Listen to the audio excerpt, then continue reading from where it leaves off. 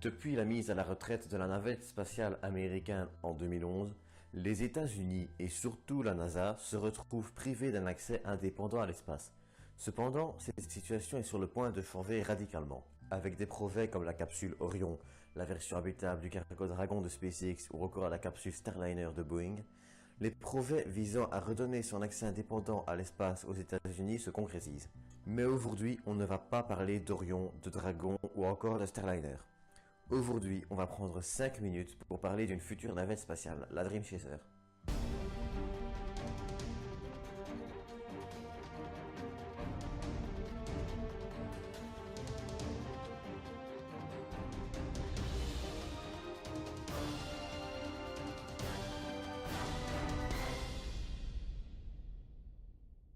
Dream Chaser est un projet de navette spatiale de petite taille.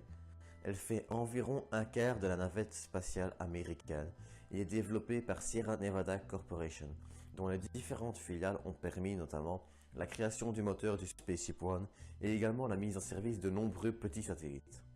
Elle a été conçue dans le cadre de la sélection de la NASA pour les programmes Vision for Space Exploration et également Commercial Orbital Transportation Service. Malgré certains problèmes de parcours, notamment une désélection puis une resélection après un appel en justice, la Dream Chaser semble très bien se porter, en témoignent les essais réalisés ces derniers mois. Ce qui est remarquable avec la Dream Chaser, c'est sa polyvalence, et cela sur plusieurs aspects. Le premier et un des plus importants est qu'elle serait équipée d'ailes mobiles, lui permettant ainsi d'être lancée sous toutes sortes de coffres standards de 5 mètres. On peut notamment citer la Falcon Heavy, une Ariane 5 ou encore une Atlas 5 412 qui servirait également pour les vols habités où elle pourra emporter jusqu'à 7 passagers. D'un diamètre de 9 mètres avec les ailes déployées et d'un poids de 11,3 tonnes, elle serait capable d'emmener 5 tonnes vers l'ISS dont 500 kg de fret pressurisé.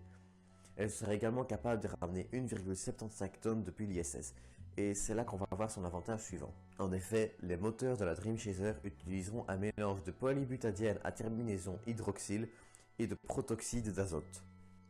Alors derrière ces mots compliqués se cache un avantage majeur.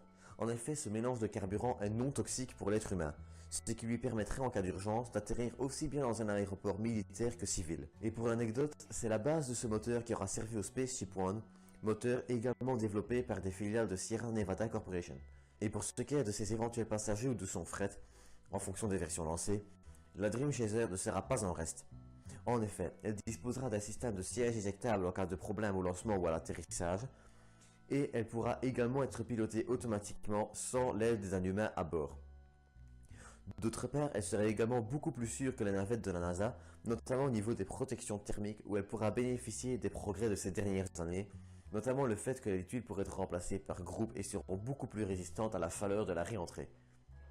Et pour ce qui est du développement commercial de la Dream Chaser, les choses s'annoncent également très bien. En effet, notamment grâce à sa capacité à rester dockée à l'ISS pendant 210 jours, elle a déjà débloqué un contrat de 6 ravitaillements pour l'ISS avec la NASA. D'autre part, elle n'est pas obligée de se docker à l'ISS pour effectuer une mission. En effet, elle pourrait permettre à des pays plus pauvres d'avoir un accès à l'espace pour effectuer différentes expériences en 0G beaucoup plus longtemps que lors de simples vols 0G qui restent quand même assez limités. Quoi qu'il en soit, la Dream Chaser semble avoir de beaux jours devant elle. Que ce soit pour sa taille qui est d'environ un quart de la navette spatiale américaine, que pour la sécurité qu'elle apporte ou encore ses capacités à mettre une certaine charge en orbite ou à rester docké longtemps à l'ISS, je suis prêt à parier qu'elle aura une place assez importante dans les prochaines années. C'est tout pour cet épisode. Bon, bien sûr, le développement de la Dream Chaser n'est pas encore fini, mais quoi qu'il en soit, vous pouvez être sûr que s'il y a du nouveau, on en reparlera. Quoi qu'il en soit, j'espère que cet épisode vous aura plu. Si c'est le cas, vous connaissez le refrain, n'hésitez pas à liker, partager, commenter, etc. Quant à moi, je vous dis à très bientôt pour un prochain 5 minutes pour parler.